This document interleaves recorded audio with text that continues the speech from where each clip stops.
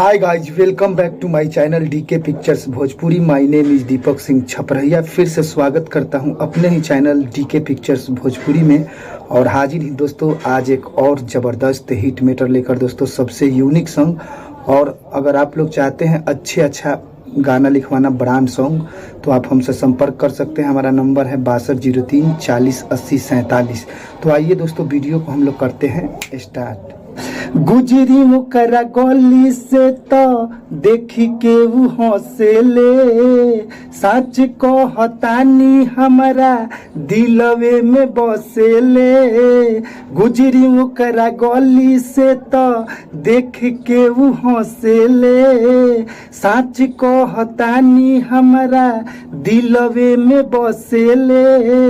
हमरा जिंदगी के खुशियारा मान बिया रे हो, गाँव एगो सुनर हमर जान बिया रे हो, गाँव एगो सुनर हमर जान बिया रे।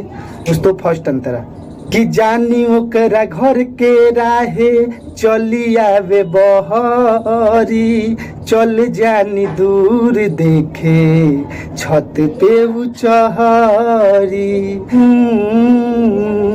जानी ओकरा घर के राहे चली आवे बहरी, चल जानी दूर देखे छत पे उचहरी। कि हमरा जिंदगी के खुशियारा मान बिया रे हो, गाँव एगो सुनर हमर जान बिया रे। दोस्तों ये गाना काफ़ी दिनों से लिख कर रखा हूँ और थोड़ा याद नहीं है अच्छे ढंग से। ऐसे मुखरा सुन के आप सभी को समझ में आ गया। अगर मैटर पसंद आया तो लाइक कमेंट शेयर जरूर कीजिएगा और अच्छे गाने के लिए संपर्क कीजिएगा। हमारा नंबर है 6203 40 80 47 और चैनल को सब्सक्राइब जरूर करके बेल आइकन घंटी को दबा दीजिएगा। जय माता दी मित्रों, फिर मिलते हैं नेक्स्ट वीडियो में।